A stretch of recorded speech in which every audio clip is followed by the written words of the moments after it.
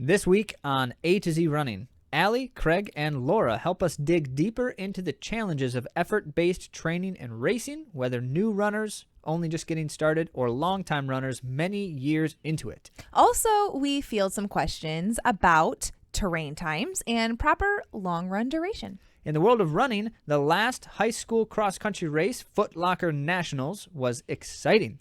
What happens when pro runners race in paradise? And we'll give you 2 guesses which NCAA runner just turned pro, and you better get it right. All this and more on A to Z Running.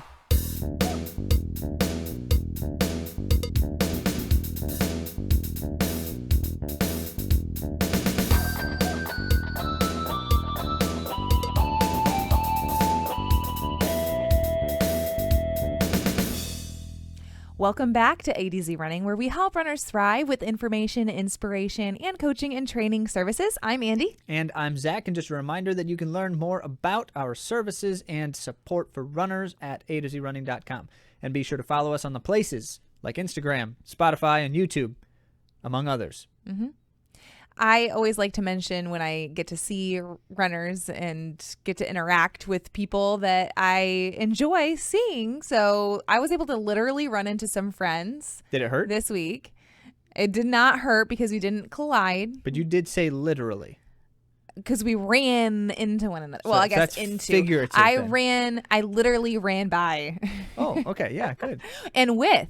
So for one of the times I ran with Steph. So I didn't realize, but I had kind of crashed her and her husband's run date. Oh, don't do that. Those are already hard enough to come by. I know. But then she was going a little further, so I continued to run with her. So you stole her from Mike. Yeah. Husband. I'm sorry, Mike. But it was a lot of fun to be able to run with Steph spontaneously midweek. And then on Saturday, I ran into or by That's better. Yep. Steph again, Sarah, another one of our athletes, and their friend Rachel. So that was fun. And I was running with a couple friends too. So it fills me with joy to see my friends, and I absolutely love it. That is wonderful. So in other kinds of interactions with runners, it continues to be true that I'm getting a lot of questions about Strava right now, specifically why I am not posting on Strava. Didn't you already talk about this? I have. I feel I need to remind because I continue to get so many questions. It is deliberate, and no, there's nothing wrong with me. Well, there's a lot of things wrong with me, but none of them specifically are stopping me from running at the moment. So what it is it is deliberate. I'm not posting on Strava because I'm not using any kind of technologies to track my running right now. It's an experiment. And I have 2 things to say about it at this juncture, which is why I'm saying this again. New information. So it's not just that I'm telling you the same thing you already knew. I'm not posting on Strava. That's it. But 2 observations at this moment in time with this experiment. One, it is definitely true that not having any kind of measurement or clear measurement of what's happening on the run means I don't really pay any attention to outcomes, except for whether I have done the thing that I should be doing on the run, like making sure I don't overdo the effort or I don't underdo the effort, which is rarely ever the case. But so most of us, tend to have this focus on, or distraction, you could say, by the other stuff. And we're at least thinking about it, even if we're trying to convince ourselves it's not influencing our decisions, when I would argue it's always influencing our decisions because you can't not be influenced by things in your head. But anyway, so here's the results of, but not results, but here's the current thinking. It is actually also quite inconvenient for me because I don't know how long I'm running. And that, of course, is not exactly ideal because you don't want to run way too long or way too short. And otherwise, my only other options are I just run the same routes that I already am familiar with, which is getting kind of old. So there's at least some kind of, all right, where's there something else here in the equation that might achieve this better without so much of an inconvenience that it's becoming tiresome. So I don't have an answer for you yet. I'm going to continue doing what I'm doing, but I will update you when the experiment has concluded. When will that be? God only knows, because I haven't decided. All right. So that's that. But we have a lot more to talk to you about, and it's all very interesting. So let's get started with your questions.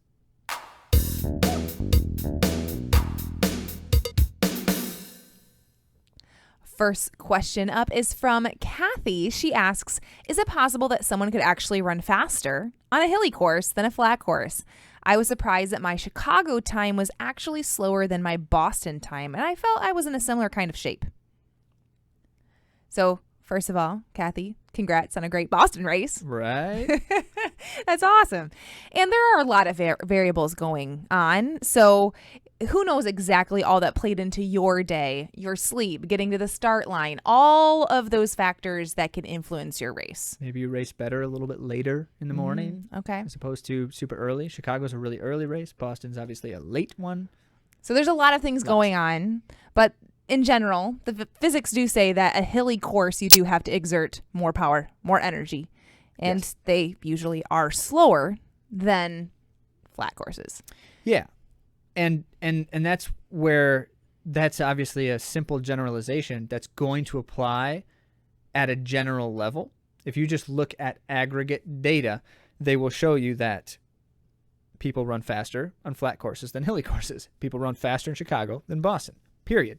And yet, so we say that, well, Ryan Hall ran the fastest ever marathon by an American man on the Boston course.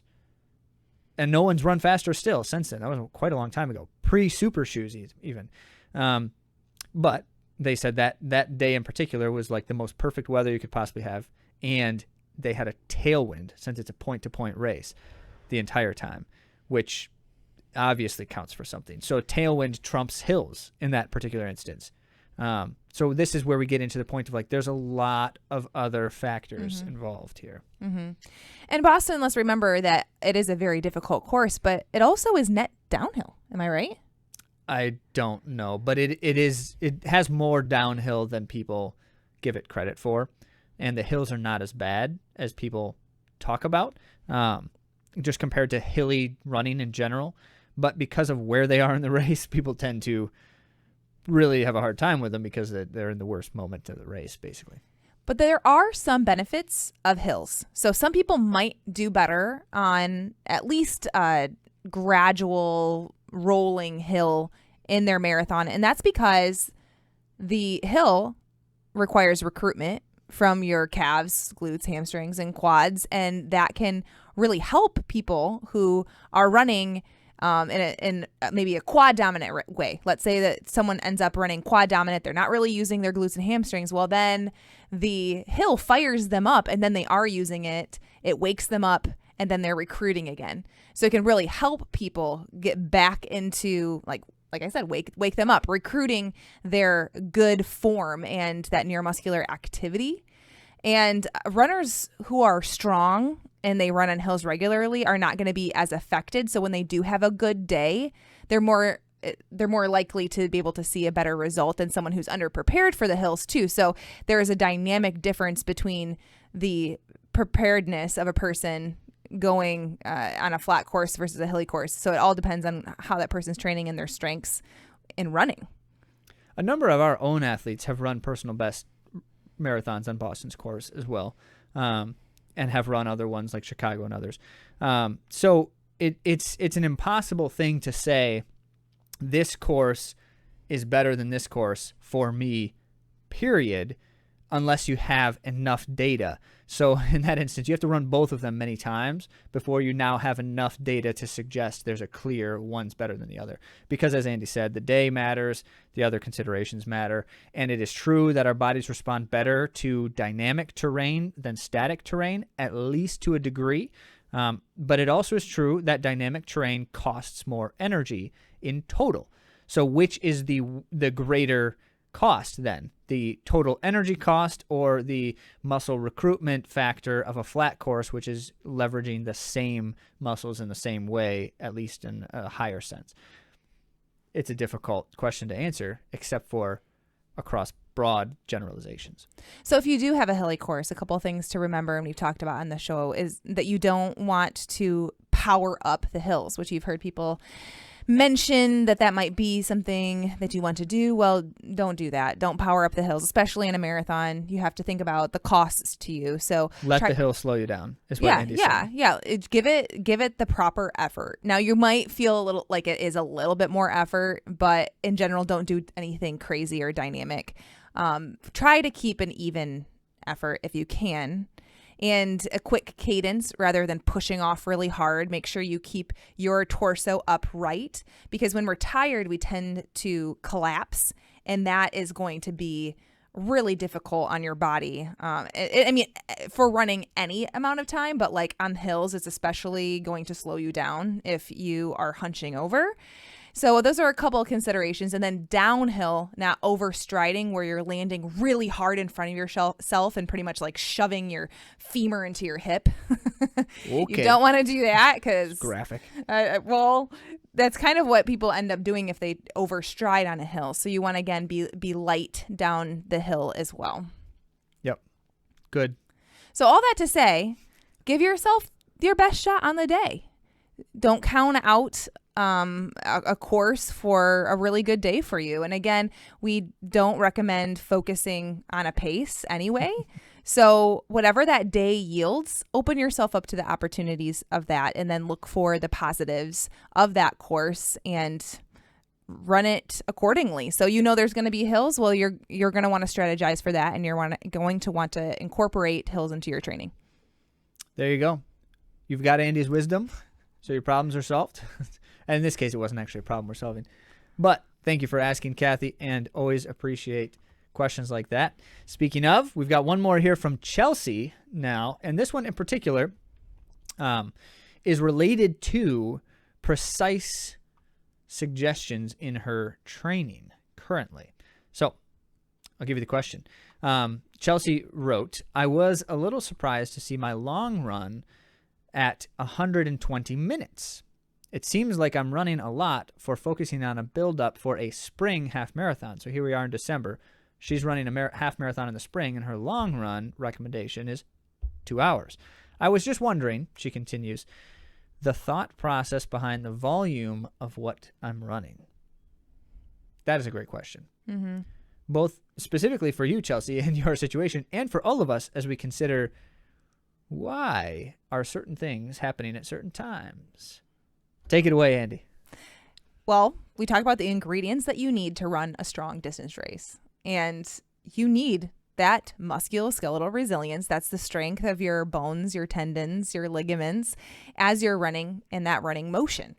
So you want to have long runs. They're the bread and butter. And it also gives you great low-end aerobic training that is not going to cost you too much going forward in your plan too. So they're going to be a lower effort, lower cost, then you can continue on in your training either the next day or 2 days later if you have a rest day after, and you're going to be able to train healthily with that. So we recommend that the long run is the priority run within the week because it gives you so much benefit. Especially during that period of time where you're just building up your total volume still.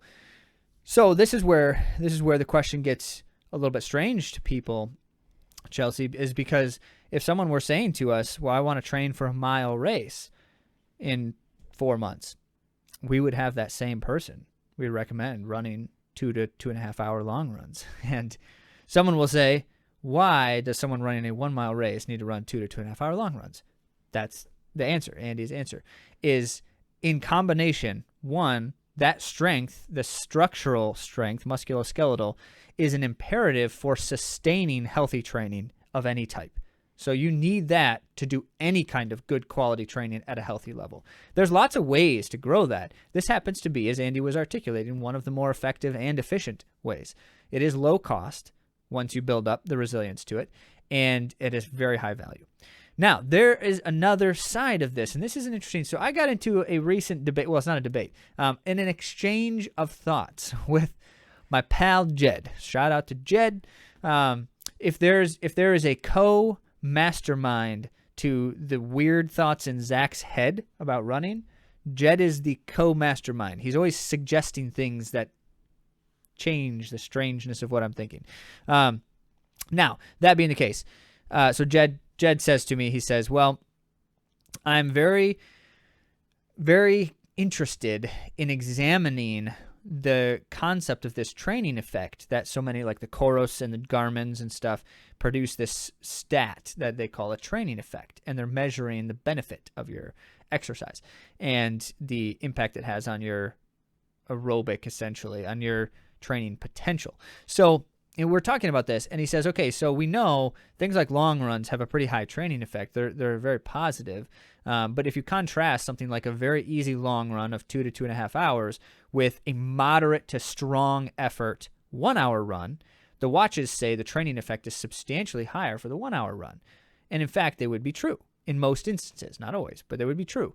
Now, this is specifically Jed examining his own data. So I can't promise that that same information would be produced for everyone else.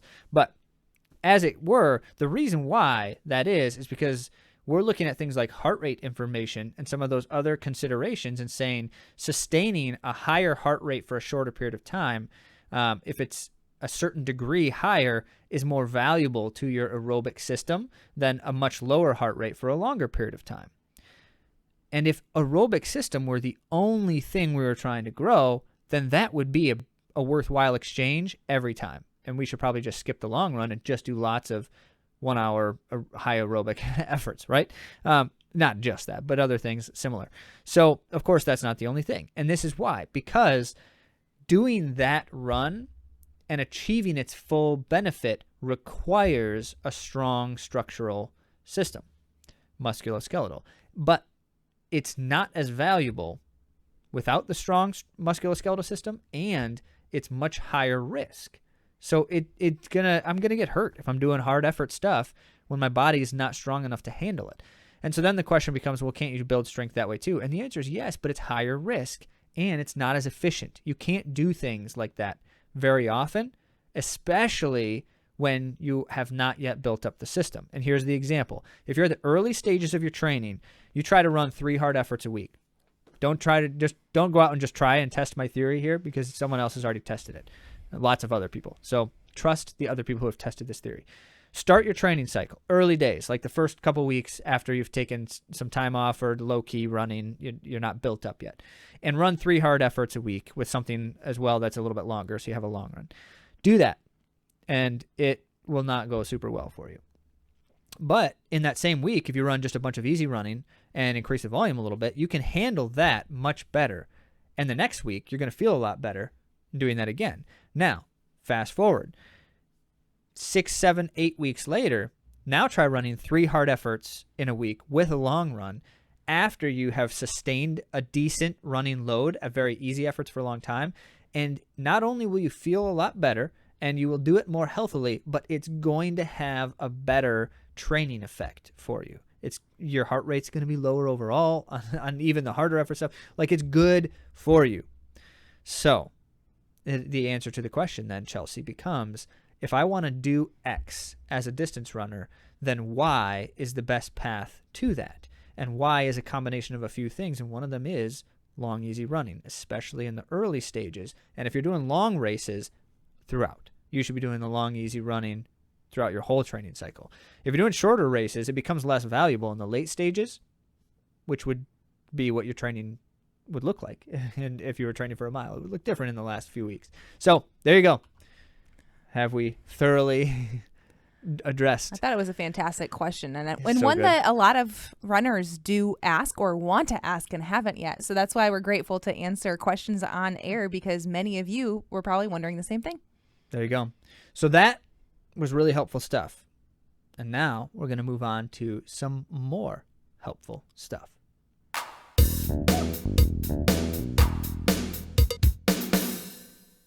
We have had a couple different guests in the last 2 weeks share thoughts about training by effort. You heard Steph and Pete, and they both had a lot of key observations about what this looks like. But this week, we wanted to further emphasize how developing this training approach is both a process and a highly individual one at that, full of nuance. So to do that, we've got 3 guests for you. First, let's introduce today's lineup. Allie is up first. Here we want you to hear from someone who is both new to our work and approach, as well as, more importantly, new to the sport as a whole. I trained for a half marathon in 2022, and then I kind of took a little bit of a break. I ran another half marathon this July, and I did a couple other small races in between there. And I just had this nagging thought that, you know what, I want to try the marathon. And that is kind of a scary thought for me just because I haven't been running that long. And a marathon is much bigger than a half marathon. I think that the mileage is daunting a little bit. And my biggest thing was I just don't want to get injured and I want to do it the right way. And even if it takes a while, and even if, I do it a little bit slower, I just want to do it right. I was just like, you know what? I need someone to lay out the plan for me, give me a way to do this without injuring myself. And I just needed someone to confide in throughout this journey because being a newer runner, I don't have all that knowledge that I need to know, that I need to have right now. So I definitely just needed some guidance and I needed someone to walk me through, like, hey, this is how you do it right. This is how you do it, gradually. I tend to go all out. When I first started running, I didn't know you were supposed to do easy runs. I was just going all out in every single run, found a plan online. And although it worked okay, I needed some real guidance. Appreciate your candor, Allie, and thank you for sharing your prior misconceptions as well as need to learn more about the sport and learn it better. Those are important factors for, we all have challenges and misconceptions and general understandings that we need to develop. And so your willingness to share those thoughts and also to continue that conversation here in a moment. We appreciate that. Next, let's pivot to someone who has not only been running for decades, but has seen substantial success recently. Here's Laura. So I'm, like you said, I'm not new to running. My first marathon was in 2000. That is 2000 Chicago Marathon. And so that was, 23 years ago. I was 25 then. Decided that it looked like a fun thing to do. I had run, leisurely some 5Ks for a couple of years and saw some friends that were talking about Chicago Marathon. And the year before I had went with them to watch, and then thought maybe I could do it. But I looked at a calendar that was online on like what your miles should be in the training. I'm like, oh, I psyched myself out of it. So it's very psychological running. But then I thought, well, okay, the Riverbank 25K, if I do that next year, and then if that goes well, it's only 11 more miles to do a marathon, okay, let's do it. So that, I signed up, that's a time when you could sign up 6 weeks or a month before the marathon, and it was super cheap. I had the Hal Higdon marathon training plan that you could get online, and you got his daily emails. That was really old school. I think he was my first like marathon guru that I would like read about or follow his advice. So then that was fairly successful, based on my little running, I guess. I completed that in 3 hours and 37 minutes. So for me, it was easy to qualify for Boston because at that time, the qualifying time was 3:40. So I went on to do, since then, from now until then, like 3 Bostons, 15, 16 marathons. There's about 3 kids in the mix there, one major injury, but I never really had a running coach and something I super followed, but I would just kind of run based on however I felt and what, in my mind, what that long run should be like on the weekend. And maybe there would be a little bit of speed work or so, but I moved out and away from my kind of core running group about 15 years ago. So since then, it's typically been just solo running, except for like running races. And then I would see like my running friends and such. So I've never run by effort. I was always thinking about, okay, how many miles, what pace should I be? Really, what's an easy pace? who knows, you're not running super hard, right? It's not racing. So kind of feel comfortable. And then, you know, what's a fartlek or a tempo run? What's a threshold run? There's so much noise out there. But I thought, gosh, what if I can really stay accountable and put in some work? Let's see how my training can improve. So that's kind of when I reached out to AtoZrunning, after having listened to many podcasts, and knowing a friend that had been successful in that type of training. So yeah, it paid off. This past Indianapolis Marathon, I PR'd by 4 minutes, from a PR that was 15 years old. So. And finally, let's bring on Craig, both to share some of his background and to lead us into the topic further by talking about what has led to his recent successes. So, Craig, let's start with, you have, as you just said, you have seen evidence of successes within the approach in terms of training by effort, trying to become intuitive with your running and training approach. Where have you seen some of those successes, or what points in your mind to the potential that it works? Yeah. Actually, I started the journey about 7 years ago and got bit by the bug. Is that, hey, I really would like to BQ.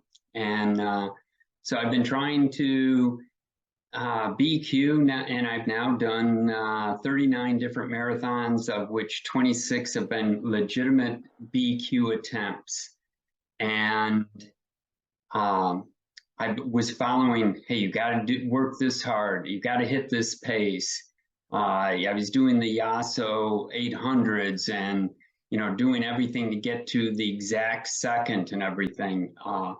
And, you know, I would end up cramping up or I'd get injured. And just after several years, my times were, you know, I'd be going real well at the beginning of a marathon, and then something would happen and I'd be more than an hour beyond my BQ time. So I knew something had to happen, do something different. And thus, when I found you guys, I've had some reasonably good success in the fact that I don't want to be upfront. I have not BQ'd yet, but on the other hand, I've been able to accomplish some other goals. This year I did run 12 marathons in 11 months, and several of those were legitimate all-out attempts. I did get to 24.8 miles on the last BQ attempt before I cramped up, and I was on target to BQ until that time. Even though I haven't made my time yet, I do believe that this has allowed me to get the amount of the aerobic activity in by going at the level of effort. I've actually, I think I've stayed healthier. I have not been injured. I'm not beat up after a marathon. I recover a whole lot quicker. That's someone who's been doing this thing for a while. Remember, 39 marathons. Congrats, Craig. That's awesome. But what does this look like for someone who's just trying to figure this thing out? Let's bring it back to Allie. We started talking about, well, one of the things we do with runners is we try to train based on what is needed, the effort that you need to do based on how you're feeling and some of those kinds of things. As we've talked about that, and as we've begun only recently starting to integrate these thoughts with you, at this point in time, what stands out to you about that? Does it make sense to you? Are there areas where you're like, I don't know exactly where we're going yet, but here's what I'm thinking or what I have noticed? What stands out to you? Honestly, I really liked the effort-based program. I was addicted to my watch, and I'm still trying to get away from that a little bit, but the effort honestly just gives me a lot of, I just feel like I'm enjoying running a little bit more. I'm not so addicted to the times, and life happens. I have kids and I've gotten sick, and honestly, my paces aren't always going to represent my effort because they're going to be a little bit different, to where beforehand I would have this pace in mind and thinking, okay, I have a tempo run. I have to run this pace or it's not a tempo run, but really I'm giving more effort because I don't feel great that day. And the time on feet and the effort base has just been really nice because I think it just allows me to, be a human. I have stuff happening. I don't get a lot of sleep one night. My kids are up sick, and my effort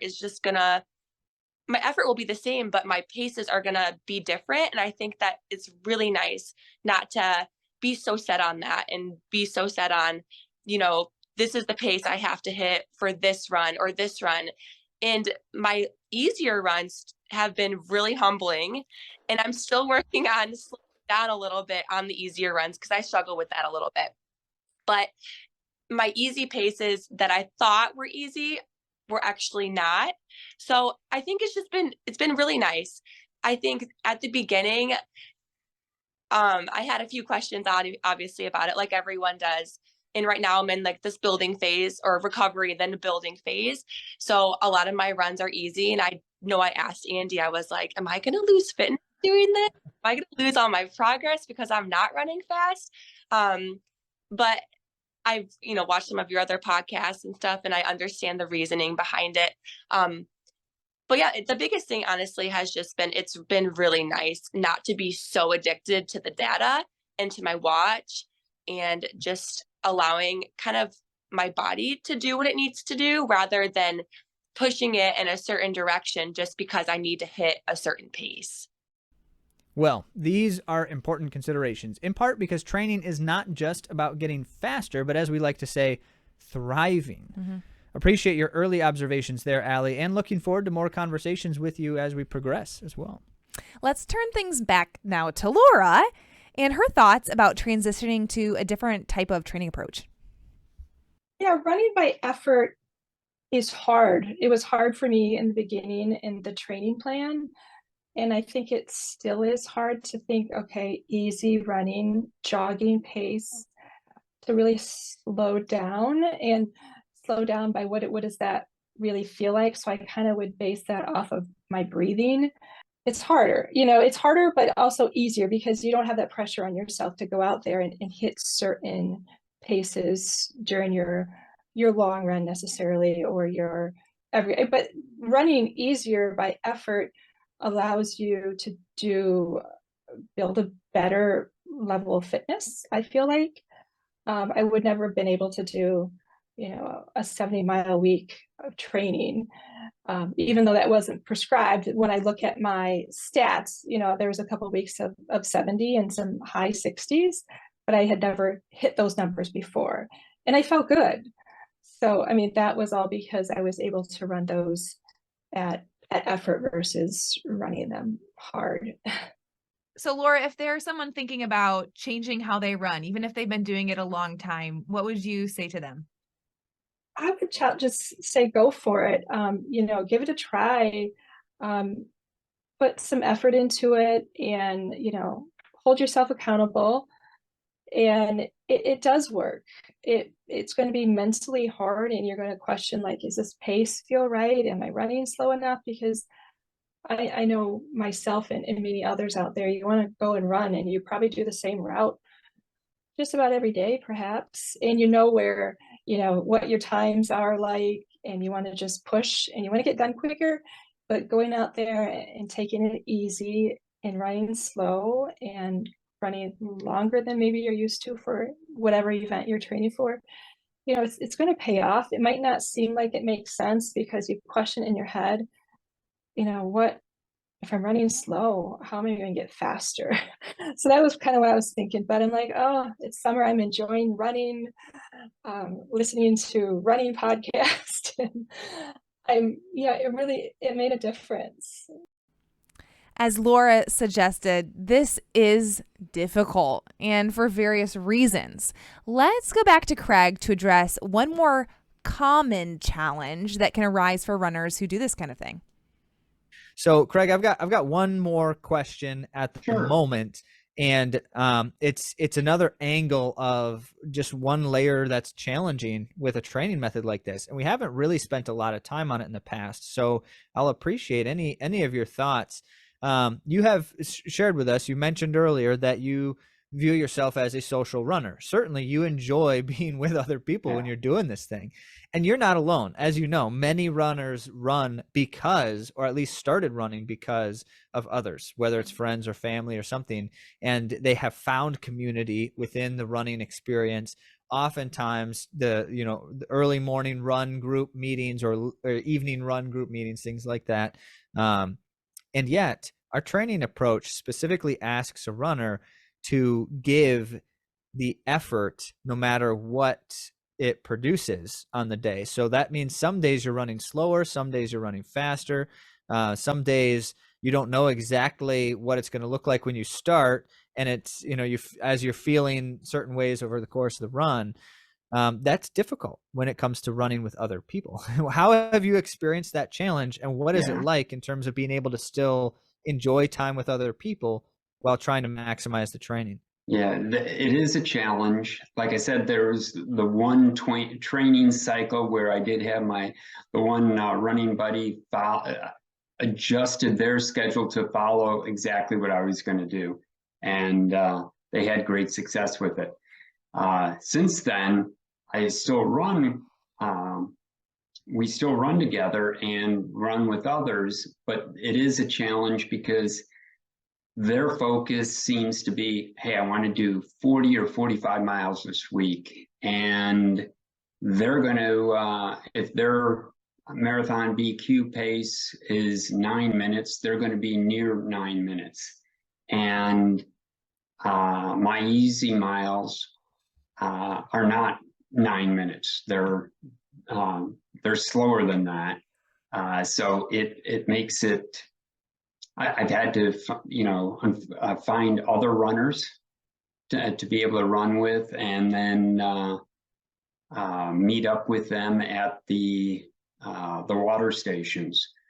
So they're stopping every 3 miles, and usually they're taking several minutes as a social stop for them as well. So I can catch up, and we do run a little bit, as we yo-yo back and forth, but it has, it has been difficult. I've met some other runners. Well, for some, that is a bigger challenge than others, this idea of social running and the desire to run with other people. Zach, for instance, doesn't much care whether he runs with other people, but Andy does. A lot. Yes. So do you want me to talk about it? Yes. I really love social running, and this has been a struggle for me because my effort perception changes when I run with friends. I feel that it is easier. And later, that's not necessarily a good thing, Andy. I know. That's why I'm saying I have to be able to set some guardrails. So, for instance, one thing that I do when I will run with friends, especially as I'm getting back from an injury, as I have been, it feels like forever, I have to say, hey, I am not going to run faster than X pace. We don't like to talk about paces here. We like to talk about effort, but it is a good guardrail against overdoing it so that they kind of know where I'm at and what I'm planning to do, and that can help set me up for success in a group run. Also, if there are friends that are quite a bit faster than me that I want to run with, when I get into a conditioning phase or when I start doing some of the harder running, if I want to do a steady state with a friend, I typically am doing it with a friend who is much faster than me.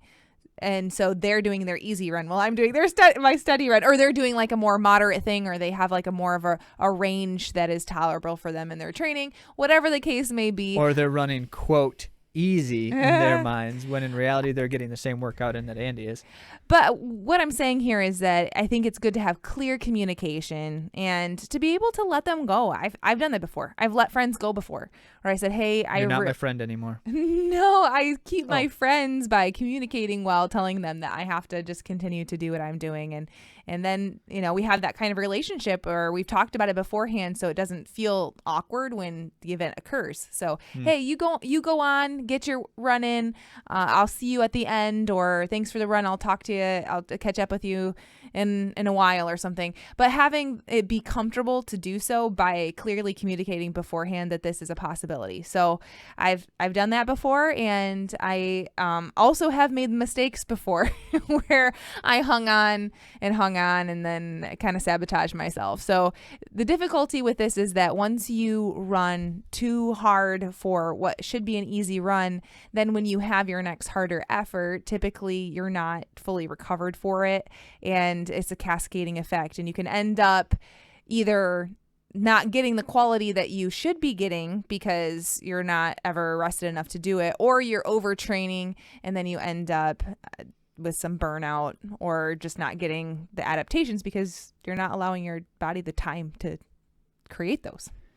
Yeah. Now, to Craig's comment, he mentioned, my friend might be running substantially faster than me on an easy day. And that's a good solution for Craig, as Andy suggested in her example, because that could be potentially the right pace for Craig on a steady effort day. And so he might be able to do something like, hey, when are you going to run next? Well, I'll orient my steady run around that so I can still run with you, even though we're not necessarily doing the same type of effort. That works too. Mm-hmm. You just want them to talk more than you if they're able to, so they can, Anyway, Zach and I've tried to do that with Zach before, and he's like, I will not be contrived into this conversation. So Laura brings up another challenge, though. We're not quite done yet, because recall her recent 15-year-old marathon PR, 4 minutes at that. Nice work, Laura. Very impressive. Well, one of her challenges, as she shares, is knowing what you can do and how to execute it. I still will run during the marathon or during the training and have my AirPods in, and I could hear like the mile splits and pace and distance and whatever. But, really doing the training by the effort, I think helps me go longer and get more of a good solid base, and just not being worried about every run being a certain distance and a certain pace. Just doing every day feels easy, might feel different one day than it does on another day. But I was thinking about pace during the marathon, but also kind of doing it on effort, what I thought I could run. But I was actually kind of worried going into the marathon, thinking, okay, gosh, I've been doing a lot of easy running, though the last handful of weeks before the marathon, there was the conditioning and some 1 or 2 mile time trial type running. But I really wasn't sure, like, what can I do? What can I expect? Because I'm the one that's maybe a type A that wants to know, okay, this is my goal. This is what I want to hit. This is what I should be doing.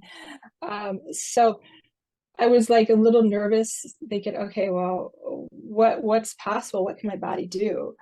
So yeah, I was pleasantly surprised, but still I've got more goals, and I still have, times I want to break that 316 and, a 315, a 310. So I'm not done yet. So there you have it. The approach emphasizes development and is very much a process. Here in just these 3 different examples, 3 different runners with 3 very different experiences, perspectives, nuances, and even in the kind of state of successful implementation, it does not look the same for each of them, at least not at this time. It may look more familiar over time, but they're in the process. They're on a journey. So that's to be expected. We would say that for all runners. These things don't look exactly the same for each one of us all the time, and we should be okay with that, but we should all be aspiring toward developing our running intuition. And insofar as we are doing that, over time, it will tend to look more like a certain kind of thing, as we've tried to showcase some of those examples. We got more coming at you soon, but that's probably good for now. Let's get on to the world of running.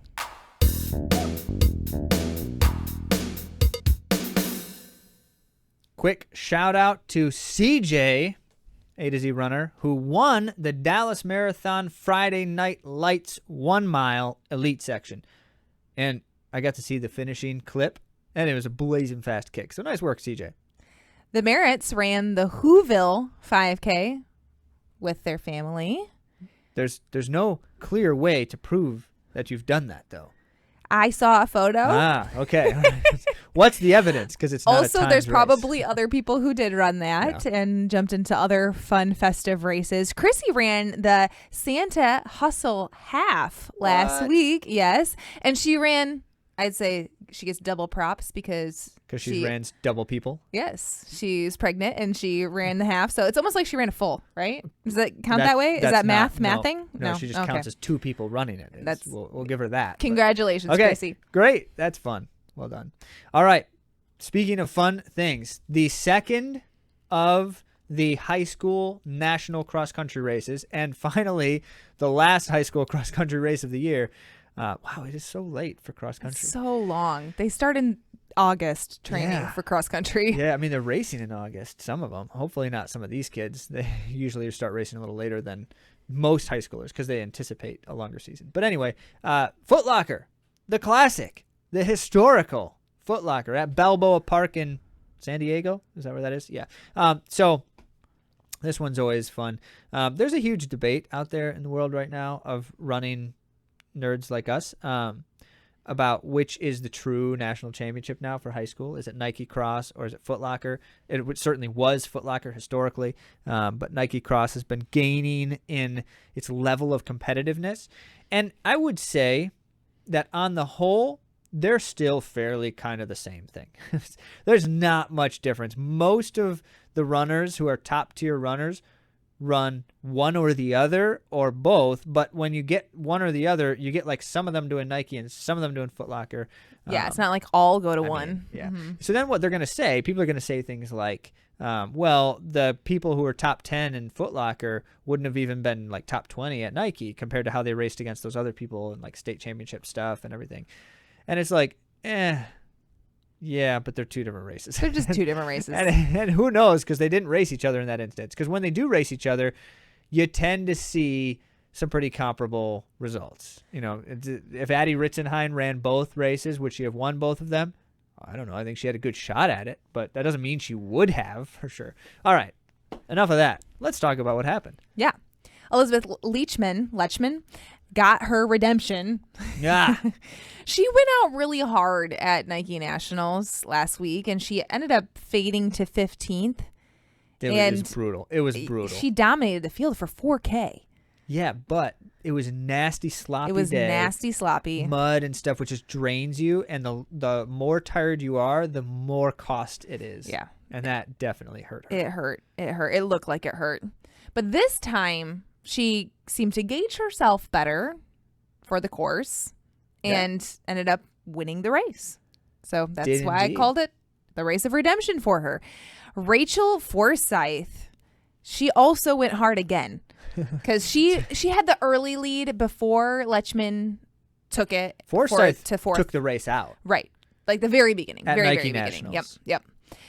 And this time, she also went hard with the lead. Yep. She did the exact same But for thing. longer. It worked better, is the way you would answer here. It worked better this time. I still don't know that it's an advisable race strategy for high-level racing. Okay. Before you give it away. Okay. Someone did have an astute observation. I don't remember who this person was. Probably like on the message boards or something. So Rachel Forsyth, and most of these girls in these races, generally the whole season and like all of their life running in the last recent past have no competition on a regular basis. Like they win races by minutes much of the time. And so Rachel Forsyth is very comfortable, and the norm for her is just being way out ahead of everyone. And so there's a good chance that it is a very uncomfortable thing for her to like race in a pack of people. And as such, she feels that her best chances may be just putting herself out there. And then with that separation, hoping that she can stay one step ahead. Okay. That's reasonable. Yeah. I have to say, she held better. Better, yes. And I think it was a valiant finish because she looked like she was in a world of hurt. I don't know if she was. She looked like she's in a world of hurt, and it was a strong finish for her. She ended up in third. That's not bad. Yeah. So she led through halfway, and Lechman caught her around mile 2. Yeah. So- And didn't actually so initially when she caught Forsyth, Lechman was not able to create separation right away. Forsyth actually tried to put on another surge, which is pretty bold. And if you're going to do a surge, that's a great time to do it, right? When someone thinks that they can kind of chill for a bit when they catch you. But it didn't break Lechman, and then she eventually was able to pull away not long after, a couple minutes later. But she held tough. Yep. And let me tell you, cross country is so tough because once you have gone too far over the line, it is so hard in cross country to keep your mind in it and to stay competitive, which Forsyth did do. Allie Zealand was second place, and she was 14 seconds behind the pair at 2 miles, and she caught Forsyth for second place. Yeah, So very she did the strong last hunting mile. game. Yep. The hunting game is, in my opinion, the more fun game. Ask Addie Ritzenheim how she feels about that. Yeah, the hunting game is fun. Lechman continued the trend of super fast sophomores because you'll remember Addie Ritzenheim from last week at Nike Nationals is also a sophomore. It is kind of a weird thing to think is that weird. all of the national championships this year for the girls were won by underclassmen. That's kind of weird. yeah. And in fact, that's only the second fastest, not only, but that is the second fastest a sophomore has ever run at Foot Locker Okay. at all. And the fastest was Julie something, Stable, from 1994. Wow. So That's a long time ago. underclassmen don't usually perform at that high of a level at this point in the season, but there she was. All right, on to the boys race, Zach. Top 3 finishers were all from the same Foot Locker region.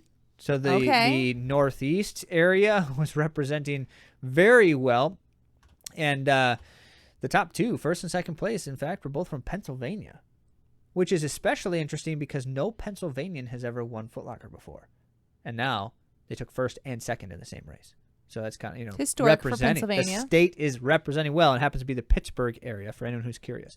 Drew Griffith won the race with his state compatriot Ryan Pajak in second. And both boys are signed to run collegiately at Notre Dame. Oh, it's fun that they're going to They're go gonna be teammates, together. That's right? cool. I like that. In fact, we don't know the state of their camaraderie, but the two of them actually have raced close to each other a number of times, but they're in different divisions in high school. So they're both state champions this year. One in the Division 2, one in the Division 3. And then when they get on to the national level stuff, they're pretty tight. They went 1-2 here at Foot Locker Nationals. Well, in their regional meet, they also went 1-2, only in the opposite order. So it's kind of a fun little, hopefully it's a fun competitive rivalry and will turn into a great teammate-ness. It could be a really beneficial thing. Yeah. It'd be fun. Tamrat Gavinus was then in third place, also from the same region. So good representation. Next up, this is a very different race, one that we don't see terribly often. A road mile in paradise called the Merry Mile in Hawaii. Now, do they actually call it a mile in paradise? Is that the name of the event? Because that actually wouldn't be a bad idea.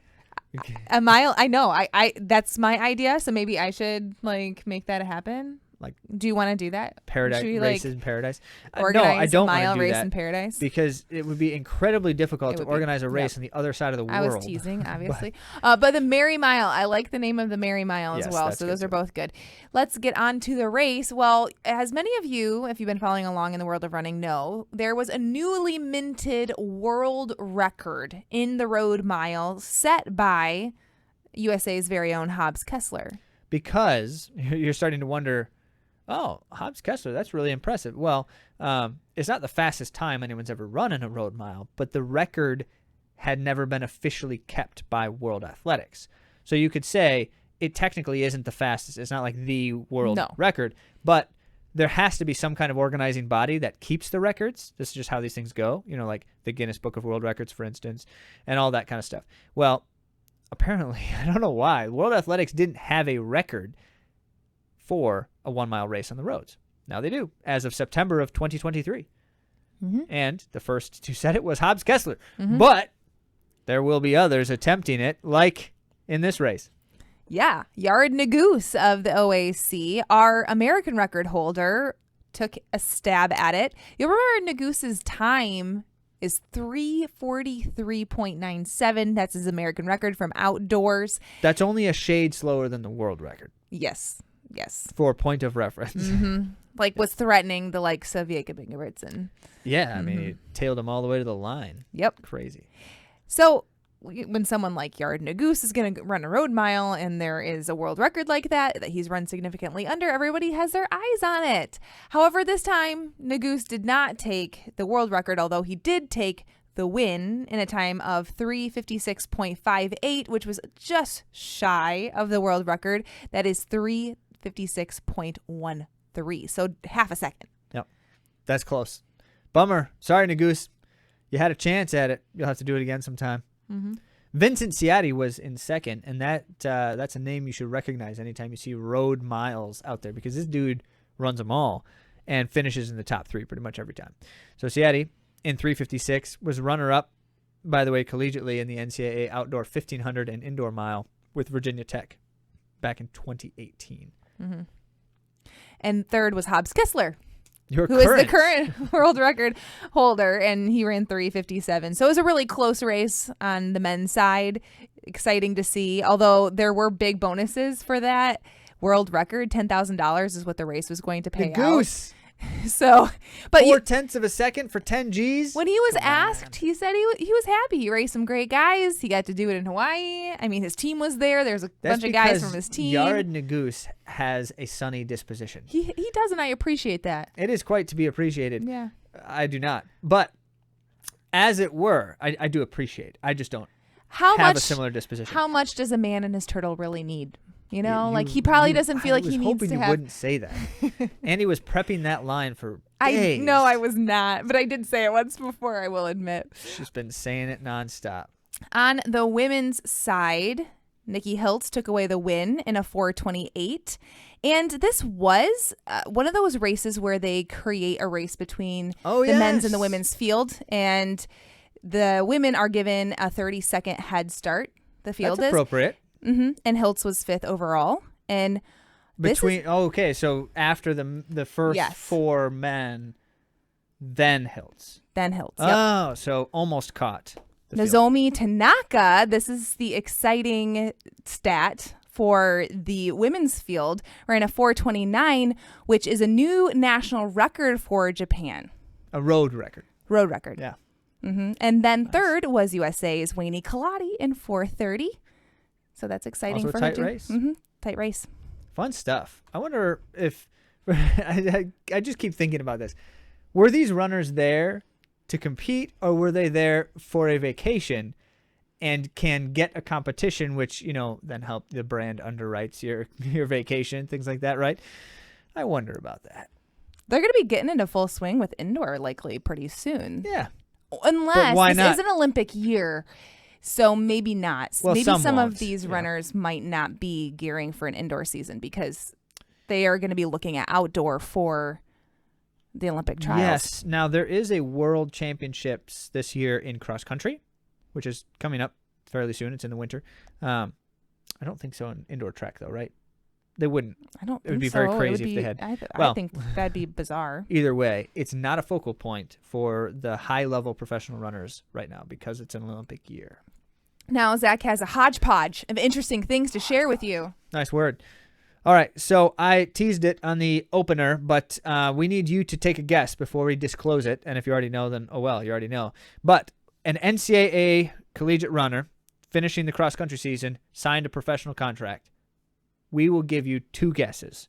You have to get it right in those 2 guesses because there's no chance it's anyone but one of these 2. Okay? It's either Parker Valby or Caitlin Tui. It has to be, right? Caitlin Tui is an obvious pick. We'll get into that. Parker Valby, though, is on a super hot streak right now. And as many have learned, that's the best time to sign a pro contract because you're going to get your best offers.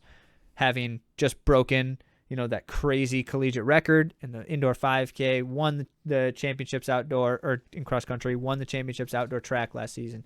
So now some will say, well, you wouldn't sign a pro contract if you're partway through a season. It's been done before. It wouldn't be the first time. You take advantage of the offers when they're coming across. However, as you probably can guess, NCAA collegiate runners, especially ones with various other contractual things going on, probably also have a contract with their university where they have to finish out a certain school year, or certain scholarships have to be returned or things like that. So there's no way it's Parker Valby. I was just joking the whole time. It has to be. Nice mislead. Yeah, I know. It has to be Caitlin Toohey. Caitlin Toohey. She signed. It was inevitable. You called it. You said it. Everyone did. Everyone knew she was going to do that because while she's technically got eligibility still for track, I think. Actually, she might not for both. But anyway, she was going to sign. So Caitlin Toohey signed professionally with Adidas. Adida. No surprise there, because they were also the ones working her NIL deal as well. Okay.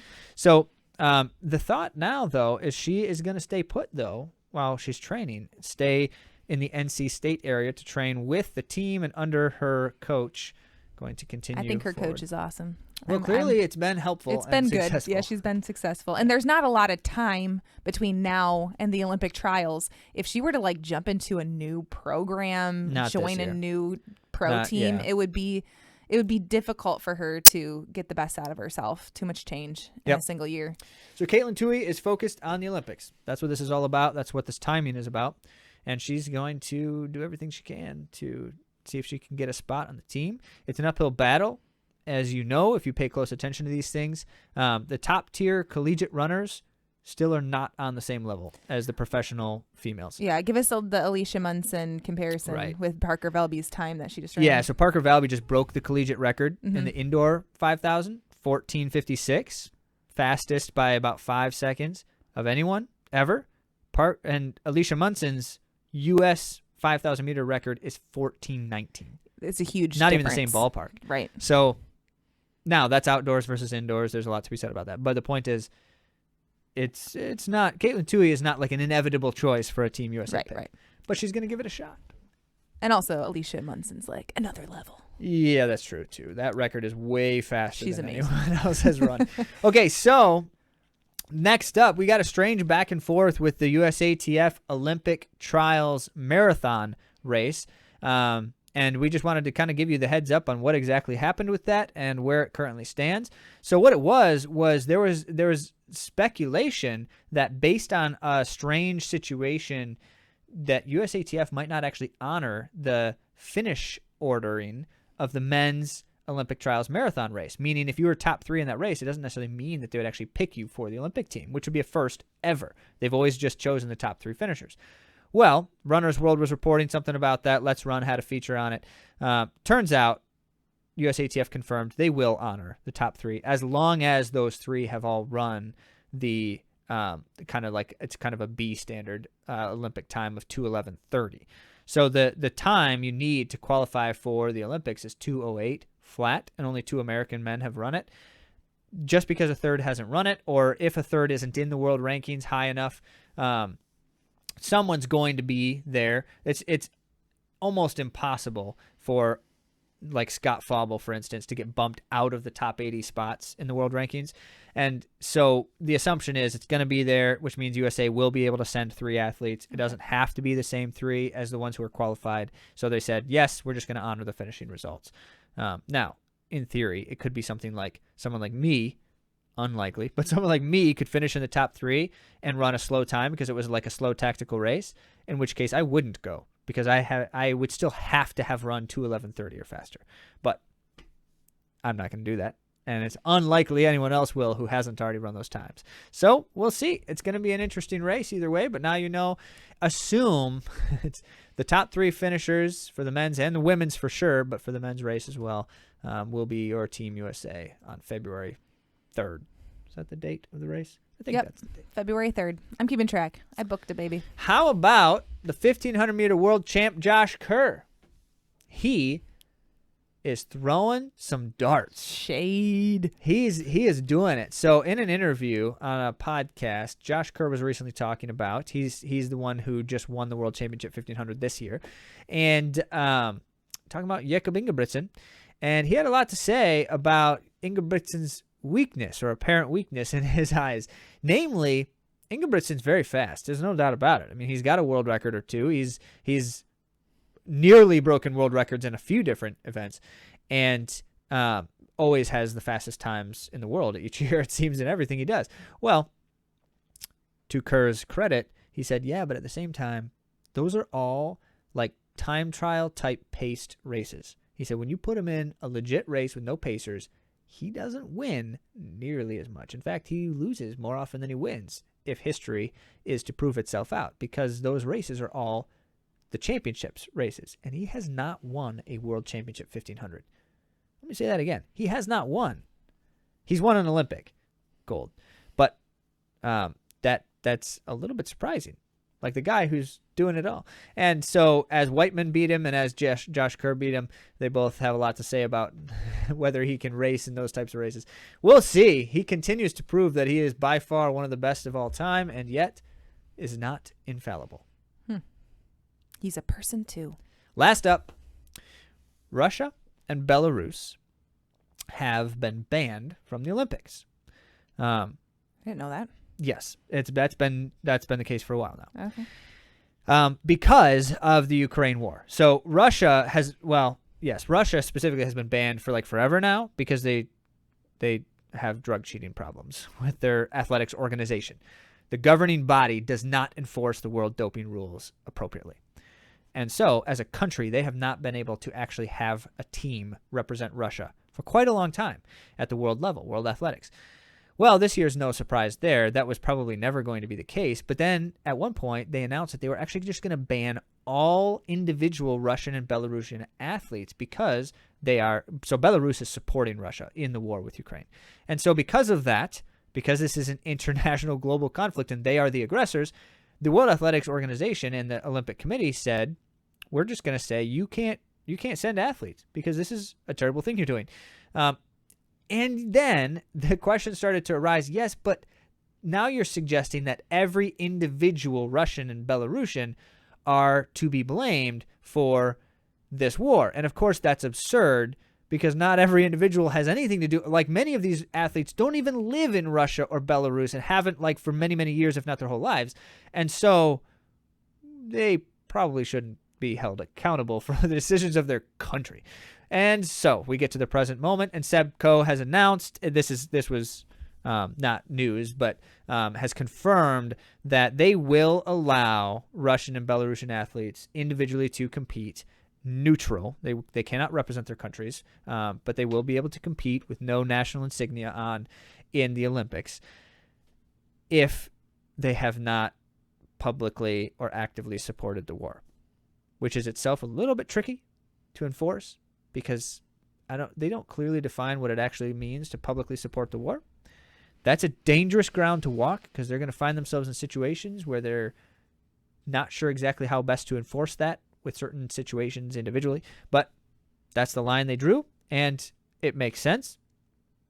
And it at least allows for some individual athletes to compete still, which is just, there's such a strange, messy situation with Russia and the world athletics. One day we hope it will resolve. Yeah. But that's that for now. And that's all we have to say about the world of running today. As you know, there's a lot more to talk about, but we think that's probably adequate for this week. Thank you all so much for joining us, and to our amazing guests who were able to share their insight today. Thank you. And we'll talk to you next week.